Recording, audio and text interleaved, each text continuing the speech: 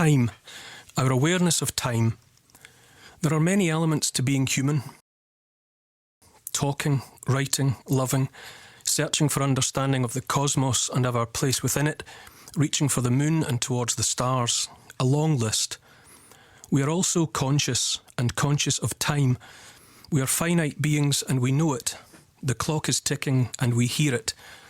As far as we know, we human beings of planet Earth are the first and only animals to have felt the unbearable weight of forever. Time before we were alive, time continuing after we are dead. We are the first creatures in the universe that have been bothered by the need to remember and to mourn. At the moment of our awakening as a species, Earth, even the universe itself, awoke too. The clock started ticking and someone somewhere counted one day more, one day less. Time, therefore, starts with us. This is our blessing and our curse. And so history starts with us as well. Only we have bothered to wonder what came before and to keep a record of events as they unfold. This urge to keep track is part service to the future and part vanity. In addition to giving our descendants the backstory that will provide a context to their present, we might hope to be remembered there, in the future, to have been noticed and to have mattered. Memory, remembering, history, these are uniquely human, but they are made of our awareness of time. How much have I had? How much do I have left? We are Earth's youngest apes, feeble, without claws or fangs, with neither speed nor strength, naked of feather or fur, and yet beneath thin caps of bone we are possessed of minds that reach forwards and backwards in time. It is a predicament. In all the universe, we alone are troubled by when.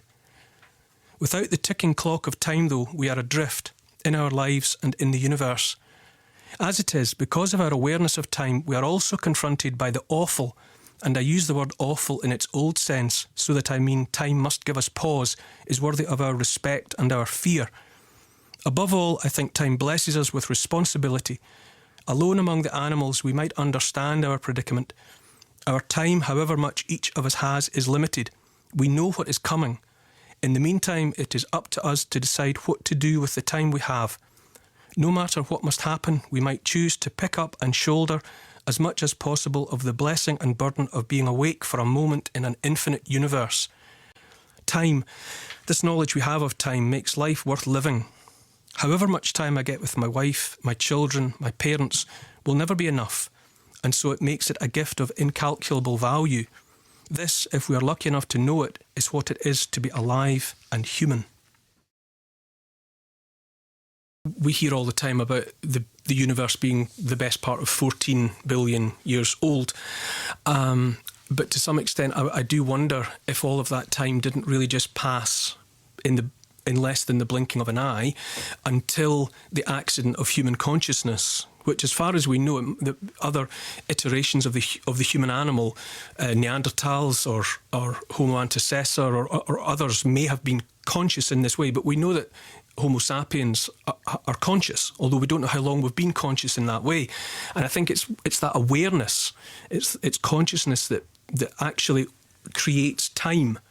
Yeah, time is a collateral benefit of being conscious, and I think it's our awareness of time passing. It's our sense of ourselves as finite animals that we're the first people to be aware that the dinosaurs didn't concern themselves with what age the universe was, neither do swallows or giraffes or chimpanzees. That's us. We worry about that and are amazed by the fact that the universe had to come from somewhere. I always was fascinated by wondering how my family came to be where they were. Well, why did we live where we lived? Why did my dad do what he did for a living? Why did Grandma and Grandpa live somewhere else and we lived there? And in understanding, unpicking that for me, I suppose over a period of time the realisation came that I was connected to everything else. And I remember loving the thought that I was connected to, Neolithic farmers. I must be. So are you. You're a survivor. Your genetic inheritance comes down from people in the dim and distant past. Somewhere in your lineage are people who decided to build a circle of standing stones. Somewhere back in your lineage are people who walked dry shod onto what was then a peninsula of northwest Europe, which became the British Isles and were hunters following the herds of wild animals, were all descended from all of that. The history books, which I love, by definition, history is the written word. So books, diaries, letters, documents and all the rest, gravestones. But that's only 5, 6, 7,000 years old. And our species alone is 200,000 years old. So there's 195,000 years of Homo sapiens that's pre-literate. And we are only the latest, youngest apes, as I said in that piece about time. There are Neanderthals before that, and there's Homo erectus and the rest of it going all the way back. And if you're curious about page 1 of the book, of the story of humankind, if you make a broad definition of humankind, then it's archaeology. You've got nothing else. John Muir was kind of baptised in as much as he understood that, contrary to what his father had taught him, that man was the centre of the universe around which everything else revolved. He, through studying nature, understood that man was part of the great picture of existence.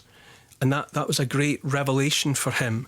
And he then almost preached it as a concept. But I think feeling insignificant can be a great relief. I think, obviously, we live in febrile, hot-tempered times at the moment, and it can be very easy to think that this is, to be stuck in this perpetual present, which is so difficult and causing so many people so much anxiety.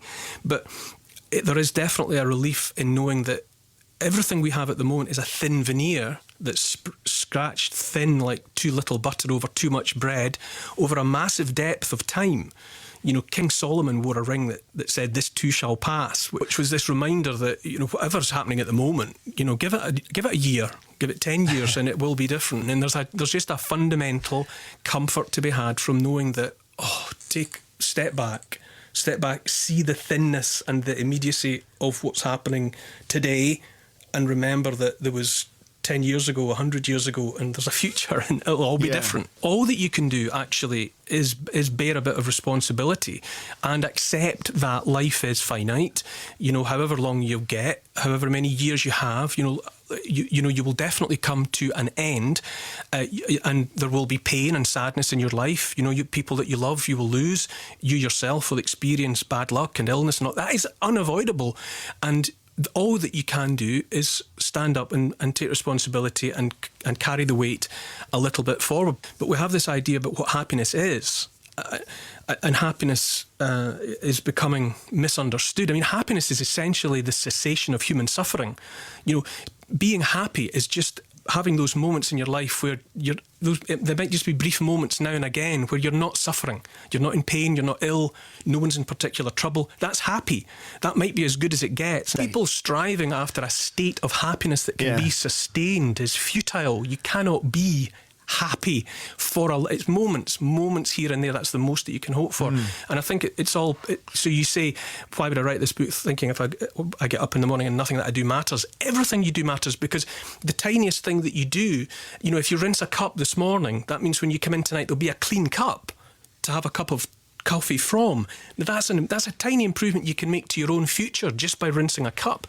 Every action that you make is potentially, and it's up to you, makes the future a better place. And every bad thing that you do makes the future a worse place. There are so many people in times of war in particular where people have found themselves backed into a corner where they're not going to get out, that this is it. And they then respond to that situation. I'm not going to be alive 5 minutes from now. Now, do you curl up in a ball? Or do you stand up? That situation, let the chips fall where they may, fascinates me.